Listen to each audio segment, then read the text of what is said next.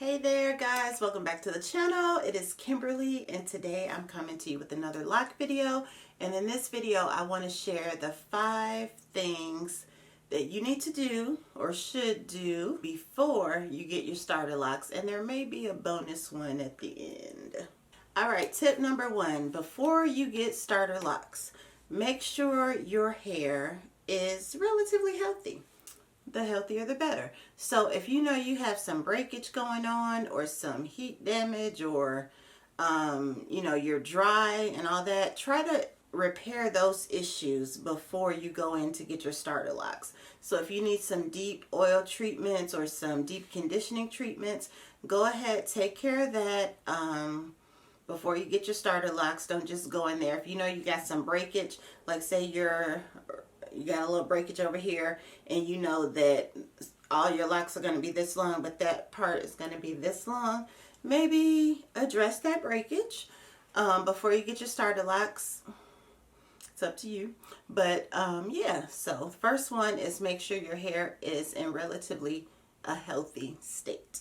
And also go ahead and get your ends trimmed. If you haven't had a trim in a while, take care of that as well. It's just a good idea to go ahead and have your ends healthy and trimmed, get all that dead hair off before you get your locks started. Tip number 2, decide how you want to start your locks. So there are several ways you can do the comb coils, which is the most popular. There's the 2-strand twist, which is what I decided to go with, the 2-strand twist. You can even start with braids. I think it may take a little longer to actually lock up if you start with braids.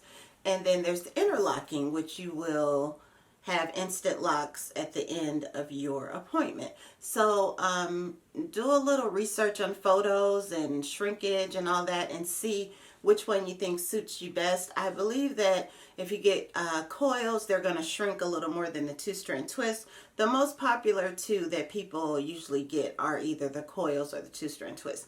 I didn't really want coils because it's not that I don't like the look of them, but I didn't like the look of them for me. I just thought it would look like a bunch of Shirley Temple curls in my hair, and I did not want that. And I was used to having twist and all that in my hair, so I decided to go with 2-strand twists for my starter locks. But you think about what you want, because you don't want to get in the chair and be deciding on, well, do I want interlocks? Do I want 2-strand twists? Do I want coils? So make those decisions before you decide to get locked.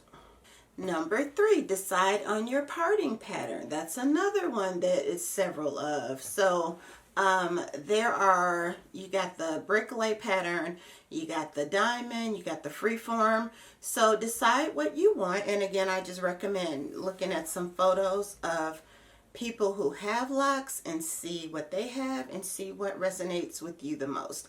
I decided to go with the bricolage pattern because I just thought that would be the easiest to maintain. I've heard that the diamond parts or triangle parts are just a little more difficult to maintain once you're getting your retwist. And I thought if I wanted to do my own retwist at home, I didn't want to be fooling with any diamond or triangle parts. So I went ahead and got square bricolage parts. All right, number 4, you want to prepare mentally. Yes, prepare mentally. And sometimes even when you do this, you're still not prepared. But go ahead and get yourself in the mindset that your hair is going to be in the same state for a while. It may be shorter than you're used to. There may be more shrinkage and frizzing than you're used to. Go ahead and get your mindset to know that this is going to happen, and go ahead and embrace it. I know that in my first week, I just did not... I knew these things would happen, but I guess mentally I still was not ready, and I had to really sit down with myself and my locks and say, okay, this is what we're doing. This is what it's going to be for a while, and you need to accept that. So yes, get yourself mentally ready. If you are used to wearing a lot of different hairstyles, that is not to say that you can't get locked. You're just going to have to know that for a while, you're not going to be able to wear a bunch of different hairstyles. Tip number 5, if you are going to want your locks colored, go ahead and color your loose hair before you get locked up. I would recommend at least doing that 2 to 3 weeks before your starter lock appointment, because once you get your starter locks, it's not a great idea to go ahead and start coloring your hair, because your hair is going to be in a state where you cannot really vigorously rinse it without it unraveling. And to get color out, you're going to have to vigorously rinse to get that color out. So go ahead and just get it colored before you get your locks in. I know that I was wearing black hair for a while and I wanted to get my honey blonde color back. So I went ahead and colored my hair about 3 weeks before I got my starter locks, and it still wasn't the color I wanted. That's another story. But there's no way I would have been able to color from black to this color with my starter locks in. It would have just, I probably would have just had to start over. So if you want color, get your color before you get your starter locks. And for the bonus tip, research your loctician as much as you possibly can.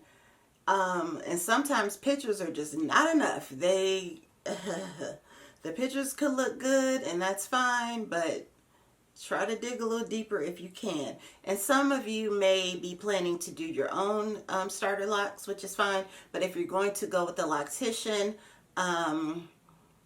make sure that you just research them and that they have everything that you're looking for in a loctician. Make sure they care about the integrity and the health of your hair. Make sure that they understand the way you want your hair. And I did a little story on how, I found my loctician on Instagram, and there's nothing wrong with her, don't get me wrong, but I did tell on how I assumed she was a licensed cosmetologist, and she was not. And I just assumed because she worked in a salon that she was a licensed cosmetologist. And I'm not saying you necessarily have to be a licensed cosmetologist to be a loctician. But I prefer when someone's in my head that they know a little education about hair. Yeah, just make sure, that they have all the qualities that you are looking for in a loctician, and research that pretty well. So those are my tips for what to do before getting your starter locks. If you have any additional tips, go ahead and drop those in the comments, and I will see you in the next video. Bye-bye.